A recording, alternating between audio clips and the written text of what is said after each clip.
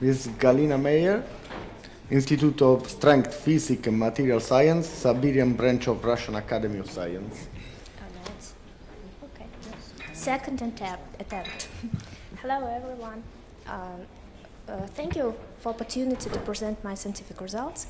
And I'd like to present the following topic: effect of vanadium alloy on hydrogen embrittlement of austenitic high nitrogen steel. Stable austenitic steel are attractive materials for various applications, including hydrogen environment. High nitrogen steel has a unique complex of strength properties which are vary with chemical composition, phase composition, and phase stability during straightening. So alloy with vanadium can improve heat resistance of steel due to dispersion hardening. Meanwhile, high nitrogen steel suffer from hydrogen due to their planar microstructure, microlocalization, and twinning. And the role of particles in hydrogen embrittlement are very important and relevant. Turn to the next slide. Here you can see the main part of my report, and it will be focused on two aspects. The first one is effect of vanadium alloy, and the second one is effect of hydrogen charging conditions on hydrogen embrittlement of austenitic high nitrogen steels. Let's start with the first part. It will be devoted to effect of vanadium alloy. This slide demonstrates the chemical composition of steel investigated. We choose two steels. First one without vanadium and the second one alloyed with vanadium. Steels were cold rolled and solution treated following water quenching to obtain austenitic structure. After initial treatment, steels were hydrogen charged for 100 hours. The method and analysis are you also can see here. Turn on another slide, and here you can see the initial structures of investigated steels. Here bright field TM images of initial microstructure of high nitrogen steels. Vanadium-free steel had austenitic structure and high value of lattice parameter. The mean grain size was 50 micrometers. Vanadium alloy with vanadium leads to formation spherical particles. The composition are shown here. The main size of particles was approximately 400 nanometers. And initial treatment leads to formation fine grain structure, here with mean grain size of 10 micrometers. It should be noted that steels after initial heat treatment has the high and the same lattice parameter. It indicates that they have the same content of interstitium in solid solution in austenite. Let's move to another slide. And here you can see the mechanical properties of investigated steel before hydrogen charging and after hydrogen charging.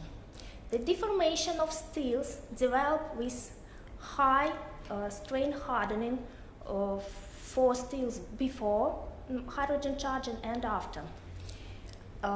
Mechanical properties change significantly. Here you can see that vanadium alloyed steel possess higher value of yield stress, ultimate tensile strength, and strain hardening coefficient.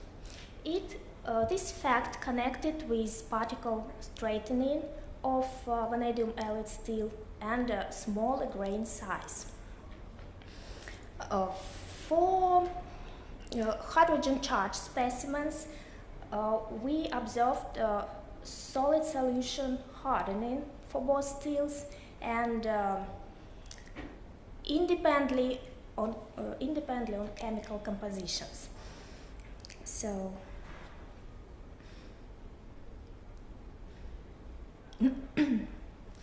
also here you can see that hydrogen charging leads to increase of yield strengths.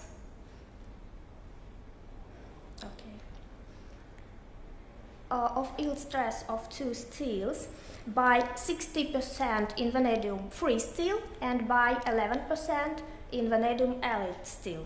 The hydrogen embrittlement index is strongly dependent on chemical compositions of steel.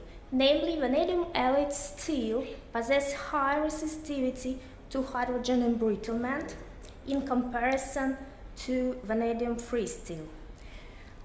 Figure B shows work hardening rate of investigated steels, and the work hardening rate slightly increases after hydrogen saturation for vanadium alloyed steel.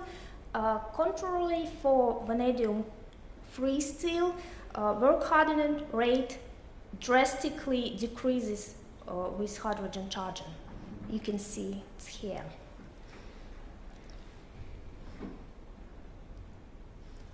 Turn on the next slide.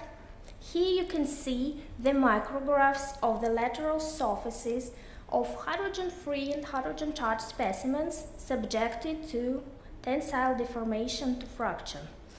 A wide, diffuse neck and ductile rupture are the main fracture characteristics in hydrogen-free steels. For both steels, a slip band morphology is visible on lateral surfaces of hydrogen-free specimens. The neck is more pronounced in vanadium-free high nitrogen steels. I'm sorry.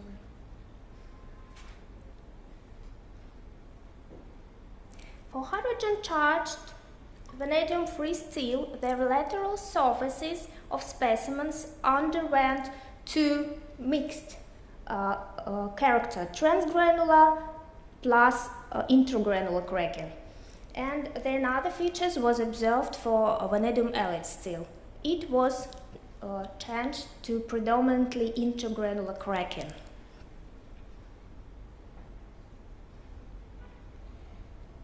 Let's turn to another slide.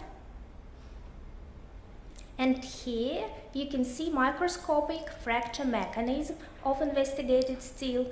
Dimple slices of vanadium alloyed steel are smaller, and hydrogen saturation causes appearance of brittle surface layer. You can see here and here. The main thickness of layer in vanadium-free steel is about 84 micrometers, and in vanadium alloyed steel it was 30 micrometers. Also, we can see deep halos on brittle fracture elements. The size of these elements indicate that they form as a result of crumbling of particles. The change in the fracture behavior of the surface brittle layer correlates with the dependence of the high brittle index coefficient on the composition of steels.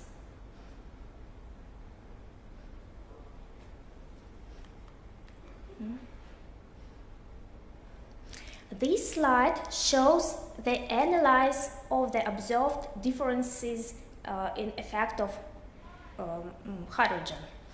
This difference can be explained by their different hydrogen diffusion and trapping characteristics.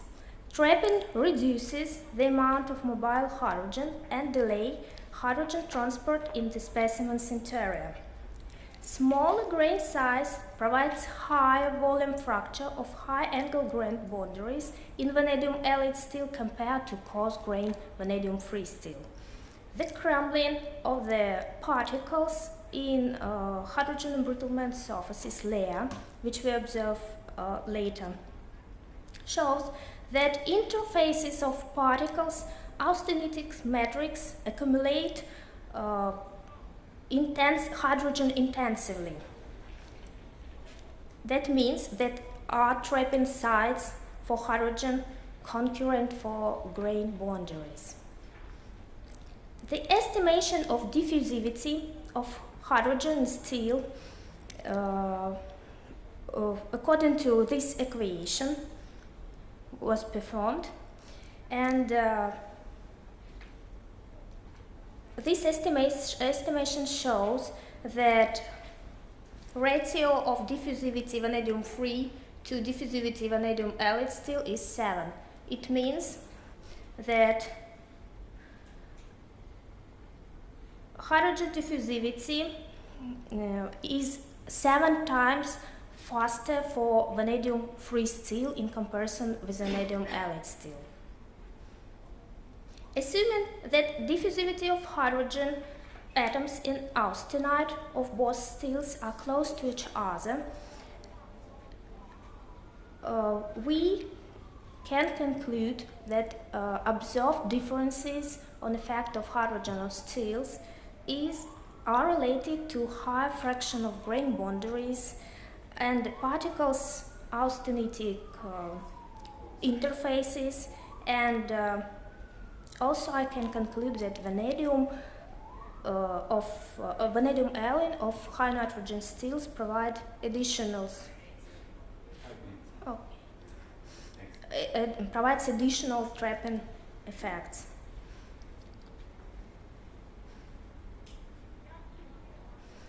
So I'd like to move to another part of my report, and it was interesting for us to understand in what moment will be change of fracture mechanism, and we investigated the influence of hydrogen duration on steel properties. Here you can see the composition of investigated steel.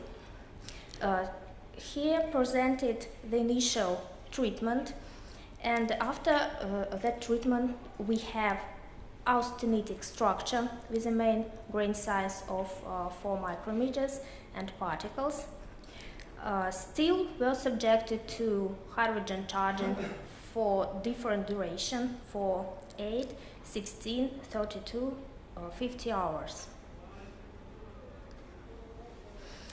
This slide demonstrates tensile engineering stress and engineering strain, and strain hardening coefficient for high nitrogen steel in dependence on hydrogen charging duration. And you can see that hydrogen generation of samples weakly influence on the staging of plastic flow and the value of yield stresses of steels, but the elongation of the samples change in essential way. Hydrogen saturation for 8 and 60 hours is accompanied by decrease of plasticity. The hydrogen embrittlement index increase up to 60 hours, and then it decreases. Figure B demonstrates strain hardening coefficient, and it change gradually with increasing of duration of hydrogen charging.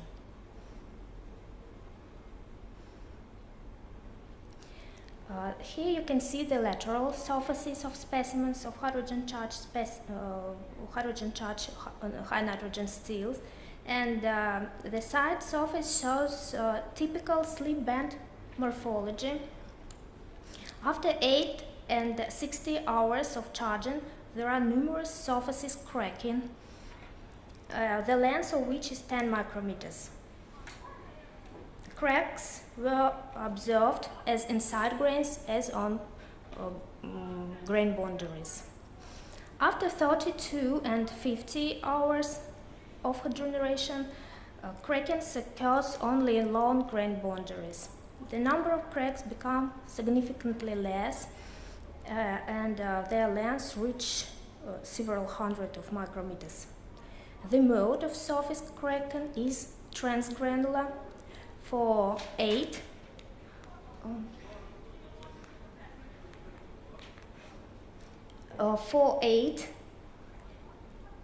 and 60 hours.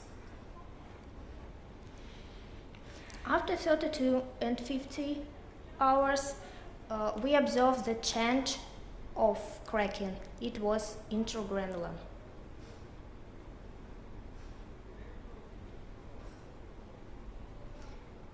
Okay, and I'd like to turn to summary. I will repeat the main results. Thank you very much. Thank you for your attention.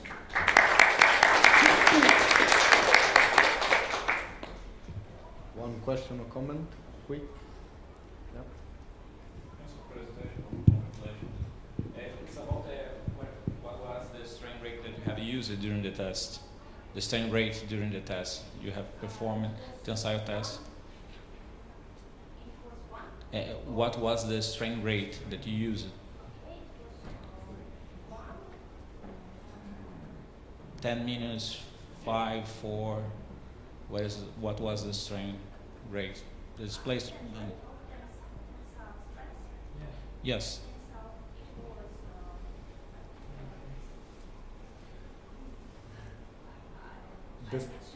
The strain rate, how fast you...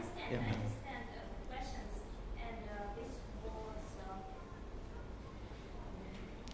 I'm just asking you, it's just a general comment, okay?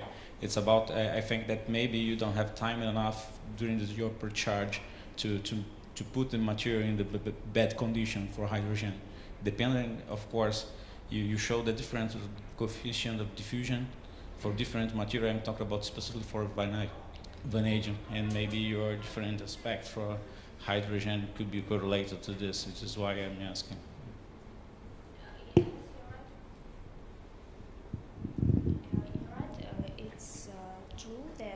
Coefficient of diffusivity is depends on steel, but we choose steels that the lattice parameter was the same.